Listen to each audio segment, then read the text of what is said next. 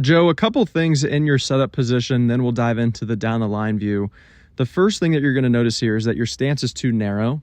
Ideally, with an iron, we want your stance to be just barely outside of shoulder width apart.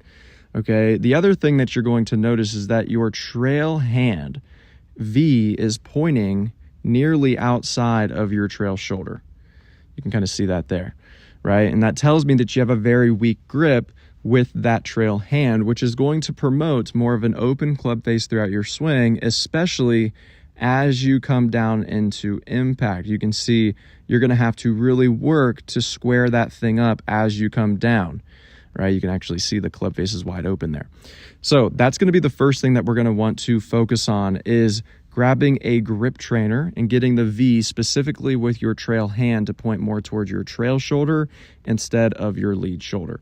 Okay, let's head over to the down the line view, and I'm going to show you that you're really not that far off. Joe, looking at your down the line view, you can actually see in your setup position right now that your hand, trail hand, is way on top of your lead hand. It's too far down in the finger. So that is going to be priority number one. And here's the thing, you do a lot of things really solid in your golf swing. You work the club basically right up the plane.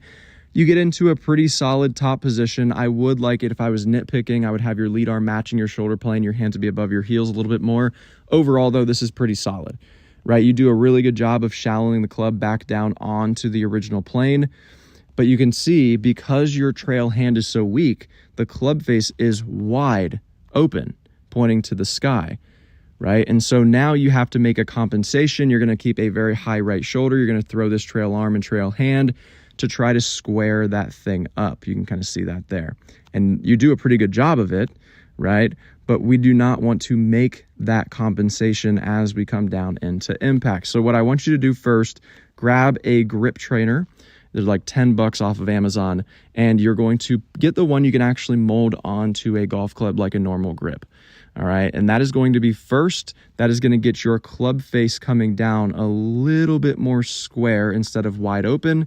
And then from there, we could get you a little bit deeper with your hands over your heels, maybe lead arm matching shoulder plane. But that is going to be the second priority. Priority number one is getting that club face to be a little bit more square coming down.